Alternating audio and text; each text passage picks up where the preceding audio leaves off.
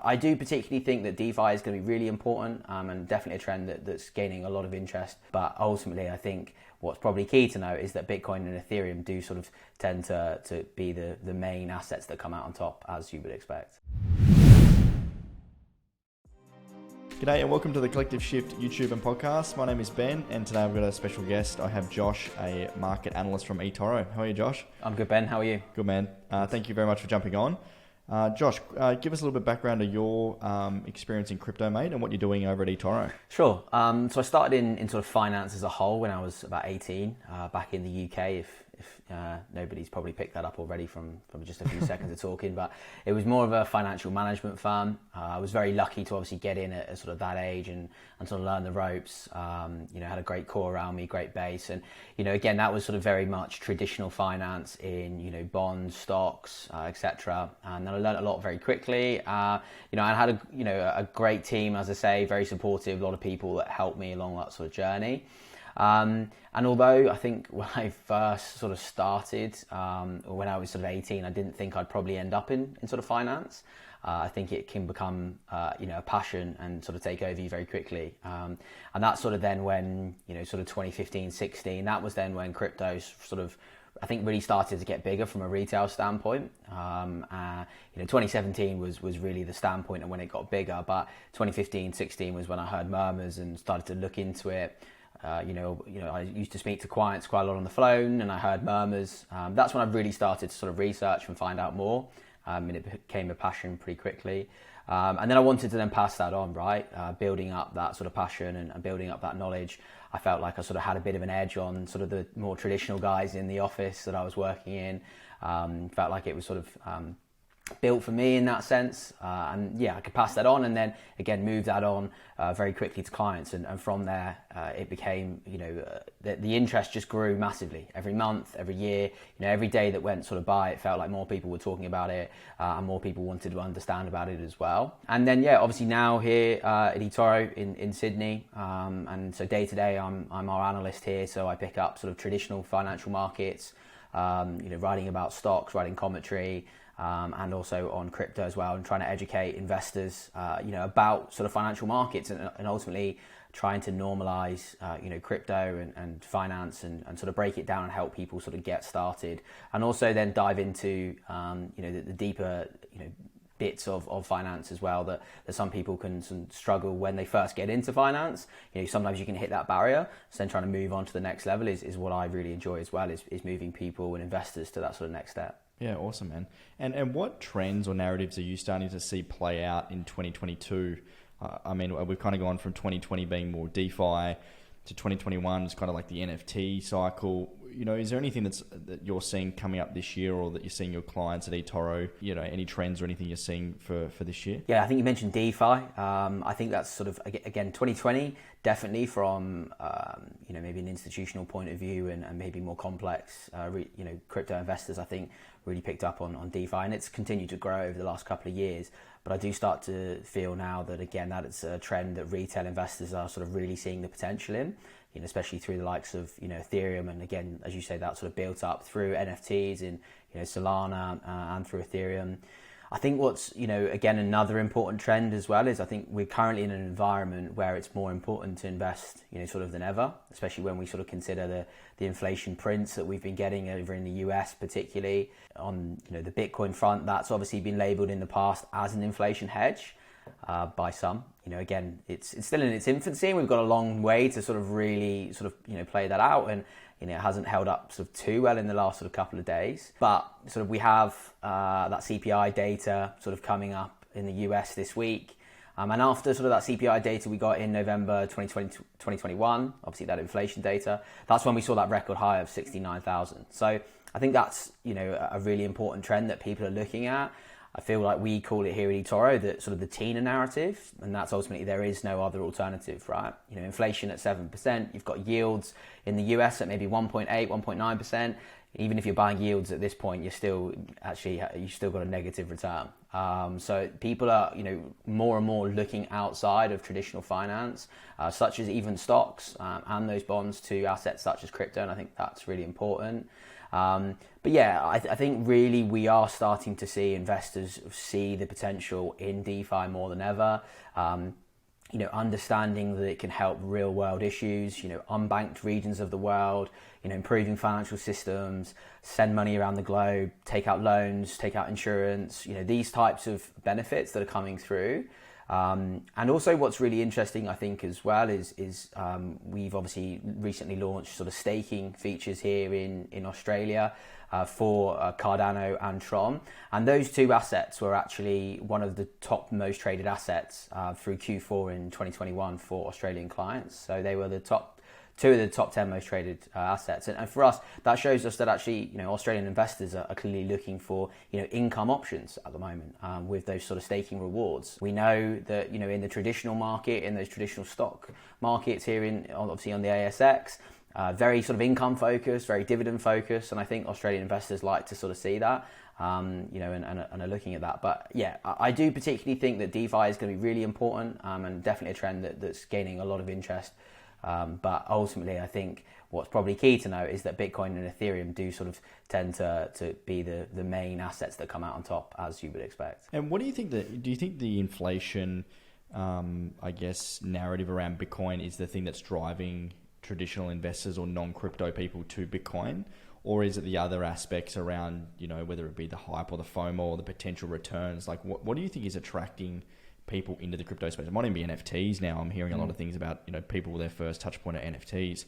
What are you seeing is the real core reason why, if there is one, why people are kind of coming across to crypto? Yeah, great question. Look, I think there's a couple of reasons. We recently did a survey here at eToro, about 8,500 retail investors. Wasn't just sort of retail investors. It was across about 12 countries. We asked them about 26 questions about sort of general investing. And we dived into some crypto questions. And interestingly, in there we got a better idea inside the brain of the crypto investor. And of that sort of 8,500 people we surveyed, about 26% of those people were investing in crypto, which is a pretty high percentage, given again this is globally, from Australia to the US, across Europe. So it was a pretty high number. We were pretty shocked by that, to be honest. Definitely a bigger number than what we were expecting. And then for those that own crypto on average, it makes up about 26% of their portfolios, which that's actually a huge amount when, we break that down and sort of consider it. It shows that when people are getting into the crypto space, they are sort of investing and they really want to get involved. But then to sort of bring it back to sort of the question, we're then finding out, okay, why are these sort of guys getting involved? What's the sort of reason? Well, these guys are investing because they are believing in the use cases and they're believing in the technology. So that's 56% of those investors are buying crypto after sort of reading white papers and exploring their use cases before buying the assets and for that technology. We also did have a very small percentage, about 25, they were buying on simply hype and simply just buying, off price action, which you're going to get when you get an asset that's as volatile as what, crypto is. You're going to get that. But ultimately, I think the big core is 56% of those investors doing their research, reading these white papers. And that's ultimately, fantastic to hear that people are really getting, stuck in and reading it. And I think, again, about that, what was also interesting is that it was actually the sort of the more older generation that were buying off hype. 50 plus, that's made up a big part of that category that were actually buying on hype and off price movement. Whereas the younger generation, 18 to sort of, 27, 28, these guys were really doing their research. They were reading white papers and believing in that technology. And I guess, that sort of comes down to, I think as well, that sort of future use case, right? Younger investors believe in crypto and believe, in seeing Bitcoin around in the future. And I think that's really important. And as you say, definitely, I think the inflation prints that we are getting has driven a lot of people towards assets like Bitcoin, just simply because of its sort of sheer returns that we've seen. You sort of can't write that off. Again, even if people are allocating a very small amount of crypto to their portfolios, it's really a fantastic way to be able to boost up returns. Again, as we know, past performance is obviously not a guide to future performance, but from what we've seen over previous years, it has really helped boost up returns in a sort of a traditional finance portfolio. And we continue to believe that crypto can be used and built as part of a diversified portfolio across your bonds, stocks, etc. That's really interesting. I think the younger generation too is perhaps a little bit more open to or just more fond of learning about that sort of technology. Like I think some of the older generation tend to even maybe struggle to wrap their head around or want to spend that time in understanding what they're buying. What are you seeing on your user side of things, like when they're coming into crypto? What assets are they buying? Like what we're seeing is that Bitcoin's, for some people, becoming boring, and people are just going, either all into altcoins or they go in the NFT space, wanting to flip things. And what we're a big component of at Collective Shift is education and building that diversified portfolio and starting with Bitcoin and moving from there. But that's not always just real life. Like what are you seeing people in I don't know if they're done in the survey, but even on the platform, what are they buying when they come into crypto? Yeah, so in that survey, we asked about sort of, okay, what is the crypto with the best opportunity? What would you be buying right now? Bitcoin was the most popular. Ethereum came in just behind, but interestingly, the biggest answer to which crypto has the best buying opportunity was, I don't know. That was about 50%. So I think that shows that we've still got a long way to go, especially in education, especially in helping investors. And going back to that survey again, in the same survey, we also asked, okay, if you don't invest in crypto, why don't you? And the biggest sort of answer was because they had that lack of knowledge. So I think this is why, as you say, you at Collective Shift, Ben, and us at eToro, we're really passionate about sort of providing as much crypto education as possible and obviously help people understand the asset. As I say, we often do a sort of a top 10 each month to sort of get a better idea of what people are buying, why they're buying it, what assets are interesting. Cardano has been a really, really popular one. In the years that I've been in eToro, that has sort of been a standout. I think again, probably sheerly because it was one of the best performing assets in sort of 2020 and 2021 from an altcoin perspective. It really took off, didn't it? And was probably one of the assets that I think from outside of Bitcoin and Ethereum and a few other names was, again, over the years, we've really seen platforms adopt a lot more assets, but previously, trying to maybe get your hands on smaller altcoins, you would obviously have to go to, your Uniswaps, etc., these sort of DeFi exchanges. But, assets like ADA, I think that was a little bit more accessible within the last sort of few years. And I also do think from a retail investor standpoint, the price of a crypto plays a big part. If you're buying ADA at 10 cents, which it was back in sort of 2020, some people are going to find that far more attractive than buying Bitcoin at, $20,000 or whatever it might be. So sometimes we do tend to see that, that step down. Again, it's simply psychological, but it's exactly the same as what you get in traditional finance in stocks. Why do stocks stock split? The reason they stock split these days is to make it sort of more accessible and more attractive to retail investors, because we have fractional buying. We obviously have the option to buy, fractional crypto, etc. Starting from $10, on eToro and things like that. But having those sort of smaller prices does, from a psychological standpoint, attract investors to the asset. So, Cardano was certainly one of the most popular in Q4. That came out as sort of number one, and it's sort of stayed there for a while. Again, if people are reading the white paper, they're really interested in what that does, and again, it's got a lot of benefits to it. But outside of that, there's a lot of other. Decentraland was one, actually, off the top of my head, Mana, that obviously came into the fore in Q4. That sort of really came from nowhere and jumped into the top 10. And again, that was on the back of the metaverse potential. And obviously that soared in price, at the back end of last year as well. So, we're certainly seeing diversification outside these top assets for sure. It's been interesting as well with the stock market recently, and the valuations that some of the stock, especially in tech, has played out, and where Bitcoin sits. And from a psychological perspective, I think Bitcoin and crypto is one of the most simplest forms of human psychology.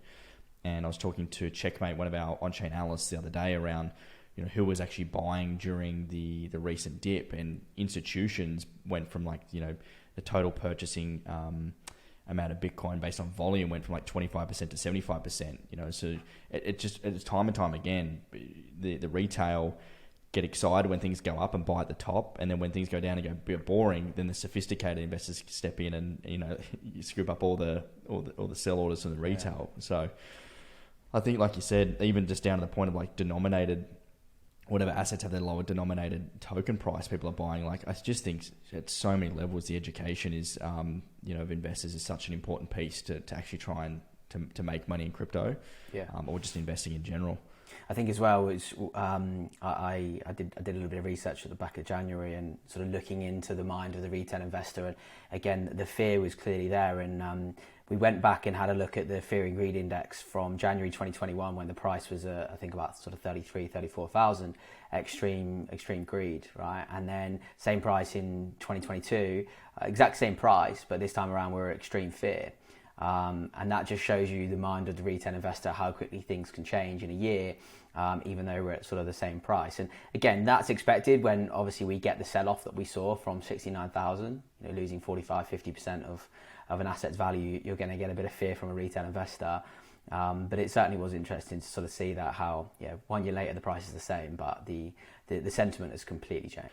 Back on Cardano, do you have an opinion around like the layer one solutions and there's always talks of the Ethereum killers. I mean, even Solana, and a range of other assets. Like, do you have an opinion from an investment standpoint on which of the layer one solutions you think is the best bet, or are you taking more of a diversified approach and more sprinkling your seeds across those potential platforms? I don't think anything really at this point is going to come close to Ethereum. I think Solana's given it a really good try, hasn't it, recently, especially with the NFT push. But again, that had obviously, that sort of hack or it had a couple of issues last week, didn't they? And, ultimately, I think Ethereum is simply, again, we've got those issues with gas fees, we've got the issues with maybe speed, etc. But I just think it is the most trusted and the safest platform, there. Cardano, obviously, I think is up there, in terms of challenging it, smart contracts, unbanked regions, etc. Solana is obviously in there as well. I would probably say another one, from my perspective, maybe not from a retail investor standpoint, that I quite like is Matic or Polygon. In terms of volumes that we're seeing go through that network, in terms of the price, in terms of the speeds, the fees, etc. I think that has really the ability to go and challenge it. It's raised a lot of capital recently as well. So I definitely think that has the ability to be a much larger coin and certainly push into that sort of top 3 or 4 and maybe bump off Solana as that asset there. It is available. I think you can use it on OpenSea with sort of NFTs, etc. So I definitely think that there's a lot of great DeFi assets out there, and we will continue to see these names challenge Ethereum, but I just don't think there's anything knocking Ethereum off its perch at this point. Awesome. No, thanks for that.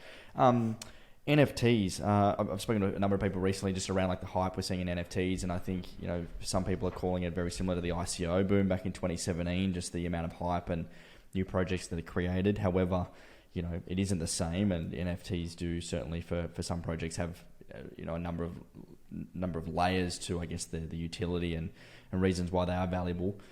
Where are you seeing the NFT space right now? Do you think it is a good time for new investors to dabble in that space? Are you thinking it's a little bit overhyped? Where are you currently seeing that ecosystem?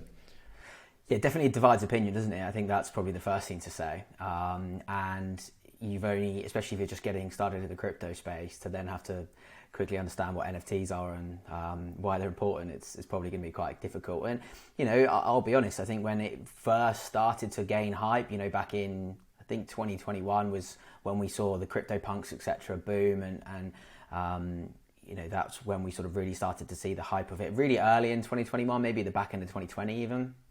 I didn't really understand it in the sense that, I think you just look at it with one mindset of, okay, it's just a picture that I can just right click and save, right?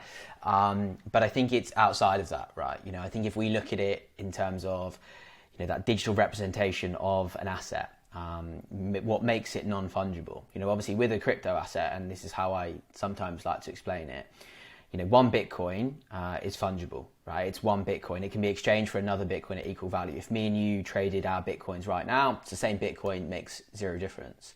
They are one, they are the same. With obviously a non-fungible token, with your NFT, it's unique and it can't be replicated, or swapped for something that's seemingly identical. If we had a very similar looking NFT and we swapped it, it still wouldn't be the same. They're different. That data is stored on the blockchain. So yes, going back to it, someone can right click and save that NFT, but they're not the owner. And again, that's just like going and saying if someone draws a replica Mona Lisa, it's still not going to be the same. But I think there's a lot more to it than I think we first initially see. It's not just, okay, it's pictures. I think critics in the crypto space and beyond that often argue about, okay, maybe real world use cases for crypto assets, NFTs, etc. But what we're seeing with NFTs is how easily they can enter huge markets, right? They're entering billion-dollar industries and making it mainstream. We're seeing music, we're seeing sports, we're seeing obviously art. It's really booming in that sort of sense. And I think this is really the beginning of NFTs. Yes, that I can see why we're sort of having that correlation between the ICO comparison.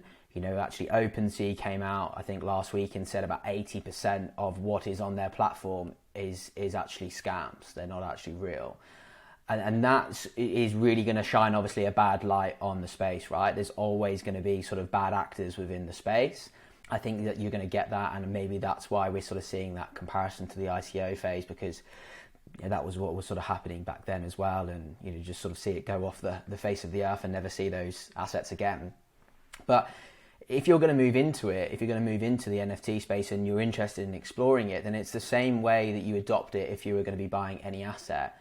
You go through, you do your research, you understand what you're buying, why you're buying it, you do your research, read those roadmaps, find out the utility, see who the team are behind it, have they got a busy Discord? I'm not going to be buying NFT if it hasn't got more than 1,000 people in the Discord as a bare minimum, and is there hype on Twitter? Not necessarily just followers, because as we know these days, people can buy followers, etc. But I want to see real people in a real community talking about these assets and, believing in it as well. And that's not to say that you still aren't maybe going to be unlucky sometimes, but we're still quite early in this. And I think not just myself, but eToro, we do sort of really believe that the NFT space is a really big part of the future. Our CEO, Yoni Asia, he actually started a crypto project back in sort of 2011 with, at the time, Ethereum founder Vitalik, before he actually started Ethereum. It was an asset called Colored Coins. If you want to check it out, it's pretty cool. There's a Wikipedia page and white papers. But in there, in that white paper, they sort of started to discuss NFTs and what they could be and something like this in the future. So we certainly believe that this is here to stay. With, as we said, those sort of crypto punks, changing hands for huge sums, and you've obviously got the Bored Apes as well. So, I don't just think it's, a quick phase. I think, again, it's going to take a lot for the industry to mature, but I certainly think it's here to stay. Yeah, awesome. That's really good thoughts. Thanks, Josh. What is, maybe if you could pick one project or one asset that you're buying and holding for the next 5 years, what would it be? I've said it, I think, a few times, but I think Ethereum for me, it's just that one project at the moment that I just think it just can't be beaten right now. Again, you've obviously got your Bitcoin that sits at the top, but I think in terms of utility, changing the way we see sort of traditional finance right now, I think it's got to be Ethereum in that sense. Ultimately, if we're going to revolutionize the financial system as we see it, helping unbanked regions of the world, using smart contracts, I just think Ethereum is up there. And we've still not sort of seen the full launch of 2.0. And I think when that comes through, it's only going to make it more efficient. It's going to make it quicker. It's going to make it cheaper. And I'm going to struggle to see how people then start to challenge it. And maybe outside of that, maybe going a little bit off chain. I also like Chiliz, CHZ. I like that. Only the reason that I say that is because I'm a big sports fan, and I really do see crypto, NFTs, etc., really making its way into that industry. Again, that's another billion-dollar industry that I can really see, performing really well in that. And then maybe one more. I also like anything in terms of like play to earn tokens that maybe isn't as directly linked to the metaverse. So you've obviously got your sandboxes, you've got your Manas in Decentraland. I think they're going to be really big, but I also like play to earn through things like Axie Infinity, those sorts of assets. I think gaming, NFTs, metaverse combined is going to be really big. We just saw Microsoft purchase Activision for $70 billion, right? That's the biggest deal we've ever seen in tech history. And ultimately, they haven't said it, but it's a metaverse push. And crypto is going to have a key role to play in the metaverse. I think we're at a really early stage with a lot of these metaverse projects, and it's going to take a long time for it to play out.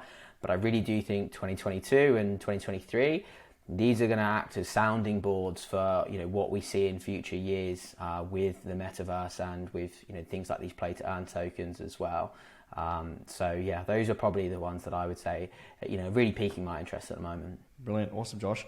And mate, just finally, over at eToro, what products and services are you guys offering at the moment you think that are valuable for crypto investors?